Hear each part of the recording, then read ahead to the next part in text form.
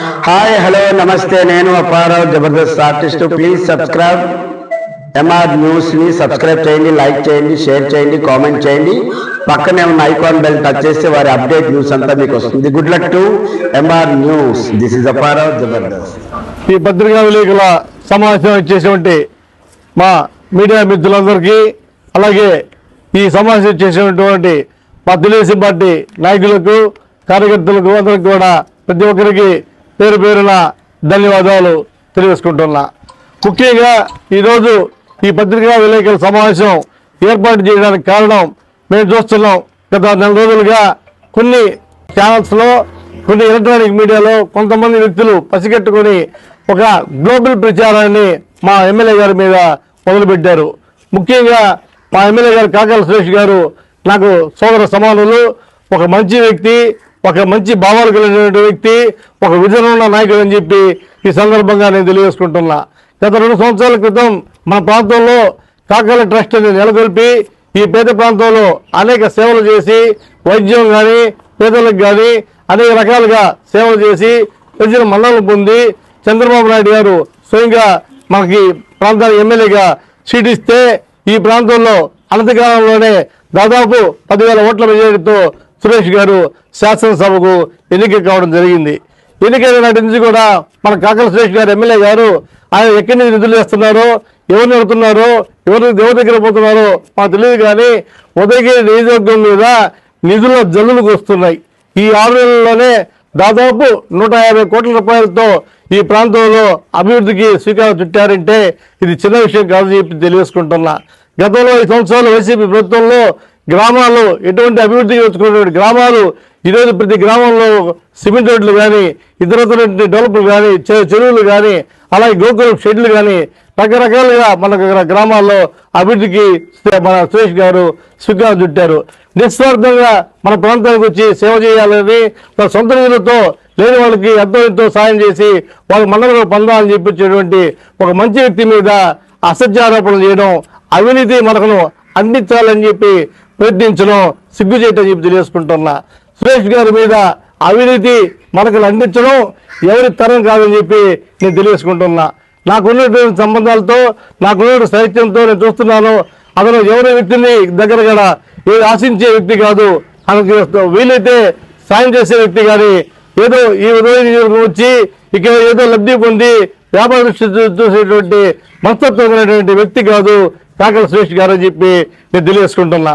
పోతే కొండాపురం జల్లకి మండలాల్లో 30 కోట్ల రూపాయలతో బీటీ రోడ్డు, తారు రోడ్లకి శంకుస్థాపన చేసి పనులు జరుగుతున్నాయి. అలాగే చాకరకొండలో 20 కోట్ల రూపాయలతో ఈరోజు బీటీ రోడ్డుకి పనులు జరుగుతున్నాయి. అలాగే మన ఉదయగిరిలో 5 కోట్ల రూపాయలతో మొన్నే మేము డిగ్రీ గ్యాలరీకి శంకుస్థాపన చేసాం. మన ఎమ్మెల్యే గారు ఒక విజన్ ఏంటంటే, మన ఎమ్మెల్యే కాకల సురేష్ గారు కానీ, మన ఎంపీ పార్లమెంట్ సభ్యులు వేమిరెడ్డి ప్రభాకర్ రెడ్డి గారు కానీ ఒక విజన్ ఉన్న నాయకులు అని చెప్పి తెలియజేసుకుంటున్నా. ఈరోజు ఈ ప్రాంతంలో మన ఉదయగిరి నియోజకవర్గాన్ని టూరిజంగా వైపు డెవలప్ చేయాలని, అలాగే పారిశ్రామికంగా డెవలప్ చేయాలని, ఇరిగేషన్గా డెవలప్ చేయాలని, ప్రతి గ్రామానికి త్రాగునీరు, ప్రతి రైతుకు సాగునీరు అందించాలనే సంకల్పంతో మన ఎమ్మెల్యే గారు, మన ఎంపీకి వేమిరెడ్డి ప్రభాకర్ రెడ్డి గారు ఈ ప్రాంతంలో ప్రయత్నం చేస్తున్నారు.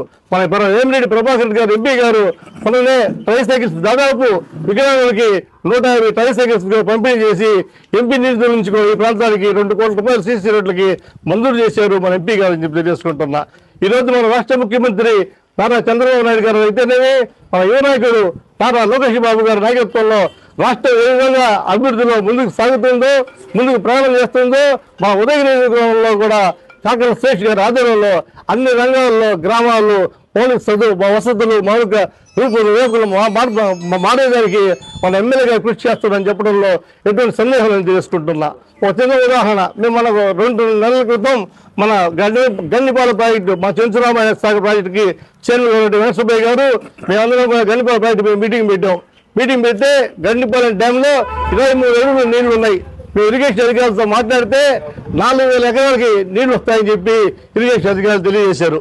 కానీ మేము కాలువలు చూసాం. వెంకటసుబ్బయ్య గారు మేమందరం పోయి చూస్తే కాలువలు మొత్తం పూడిపోయి చెట్లతో ఉన్నాయి. నీళ్లు వదిలిపెడితే రైతులకి పొలాలకి నీళ్లు వచ్చే అవకాశమే లేకుండా పోయింది. మేమందరం పరిశీలించి ఎమ్మెల్యే గారి దృష్టి తీసుకెళ్ళాం. ముందు ఇరిగేషన్ అధికారులు 15 లక్షలు ఇస్తే కానీ ఈ రెండు కుడి ఎడమ కాలువ కుడికి తీసడానికి అవకాశం లేదని తెలియజేశారు. సురేష్ గారు అన్న నేను 15 లక్షలు ఇస్తాను, ప్రభుత్వం నుంచి వచ్చిన రాబోయే ముందు ఇస్తాను, పని చేయండి, రైతులు ఇబ్బంది కలగకూడదు చెప్పి మాట చెప్పి ఇచ్చిన మాట ప్రకారం 15 లక్షల రూపాయలతో ఈరోజు గండిపాలెం చెంచురామ ప్రాజెక్టుకు కుడి ఎడమ కాలువలకు పూడికి తీపిచ్చి ఈరోజు గండిపాలెం ప్రాజెక్టు కింద 4,000 ఎకరాల్లో ఈరోజు రైతులు దాదాపు ఒక 2,000 మంది రైతులు ఈరోజు వరి నాటుకున్నారు. ఈరోజు 4,000 ఎకరాలకి నీరు పారినాయి. ఇంకా ఈరోజు చెంచురామ సాగర్లో 18 అడుగుల నీళ్లు ఉన్నాయి. పూర్తి స్థాయిలో నీళ్లు పూర్తి స్థాయిలో పంట పడే అవకాశాలు దొరికిందంటే కాకల సురేష్ గారి కృషి అని తెలుసుకుంటున్నా. గత తీసుకుంటే ఈరోజు అవసరం వచ్చుండేది కాదు.